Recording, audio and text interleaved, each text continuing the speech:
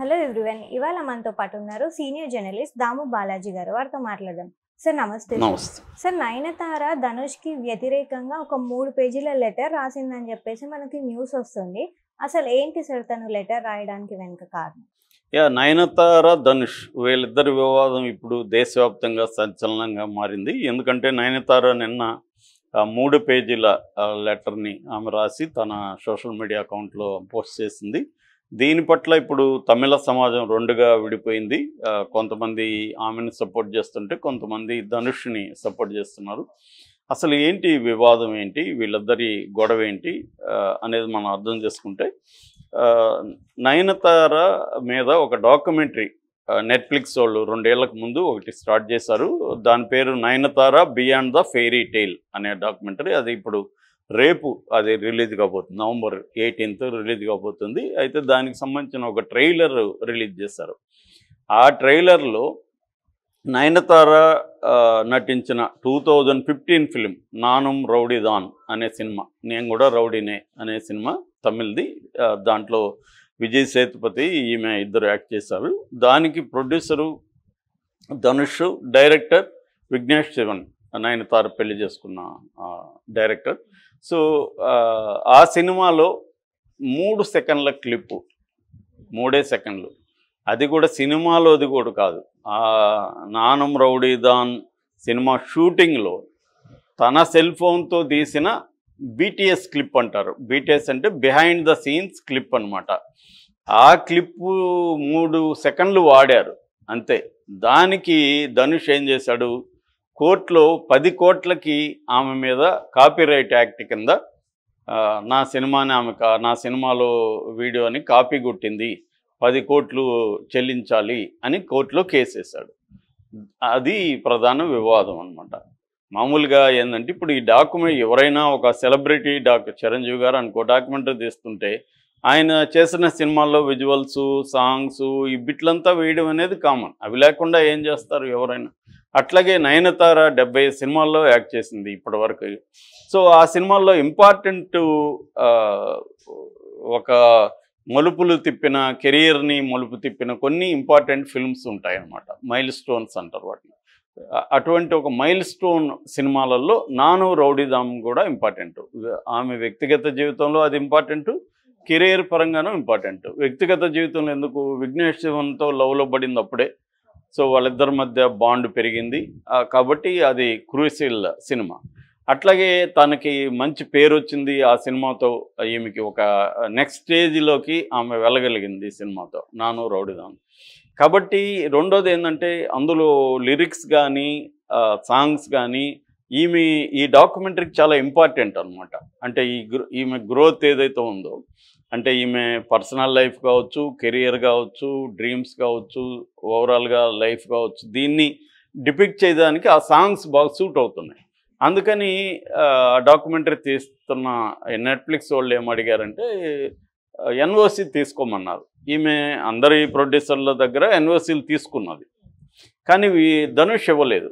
2 ఏళ్ళుగా ధనుష్ అడుగుతుంటే ఇవ్వట్లేదు ఎన్ఓసి. ఎందుకు ధనుష్ ఇవ్వలేదు అంటే, ఈమెకు ధనుష్కు గొడవలు వచ్చాయి ఆ సినిమా అప్పుడు. గొడవలకు కారణం అనేది ఎవరి వెర్షన్ వాళ్ళు చెప్తారు. ధనుష్ బ్యాచ్ ఏం చెప్తున్నారంటే అది 6 కోట్ల బడ్జెట్ సినిమా, అది ఈమె విఘ్నేష్ శివన్ కలిసి దాన్ని 16 కోట్లకి పెంచేశారు. సో దానివల్ల ధనుష్కి లాస్ వచ్చింది 10 కోట్లు. కాబట్టి గొడవలు అయినాయి. అప్పటి నుంచి గొడవలు అయినాయి కాబట్టి తను ఇవ్వదలుచుకోలేదు అనేది వాళ్ళ ఆర్గ్యుమెంట్. ఈమెమంటుంది, ఈ లెటర్లో చాలా రాసింది ఈమె. ఈ లెటర్లో చాలా, అంటే లీగల్గా అతనికే రైట్ ఉందనేది కూడా ఈమెకు తెలుసు, కానీ మోరల్ యాంగిల్ నుంచి ఎక్కువ రాసింది. దాంట్లో స్టార్ట్ చేసింది ఏంటంటే, Dhanush son of Kasturi Raja, brother of Selvaraghavan అని రాసింది. రాసి కింద కూడా ఏం రాసిందంటే, నువ్వు ఎవరినో ఉపయోగించుకొని పైకి వచ్చావు. అంటే మీ నాన్న కస్తూరి రాజా అంటే ప్రముఖ డైరెక్టర్, ఆయన అసలు పేరు కృష్ణమూర్తి, బట్ అప్పట్లో రాజాలు పెట్టుకునేవాళ్ళు. భారతి రాజా, భాగ్యరాజా, పాండ్యరాజా, ఇట్లాంటి డైరెక్టర్ల పేర్లంతా రాజా అని ఉండేది. అలాగే ఈయన కస్తూరి రాజా అని పెట్టుకున్నాడు. సో ఆయన ఆల్రెడీ డైరెక్టర్, చాలా సినిమాలు డైరెక్ట్ చేశాడు. వాళ్ళ కొడుకు సెల్వరాఘవన్ అంటే పెద్ద కొడుకు, అతను మంచి డైరెక్టరు, తెలుగులో కూడా తీశాడు. ఈ మధ్య యాక్టింగ్ కూడా అతను బాగా చేస్తున్నాడు. రెండవ కొడుకు ధనుష్.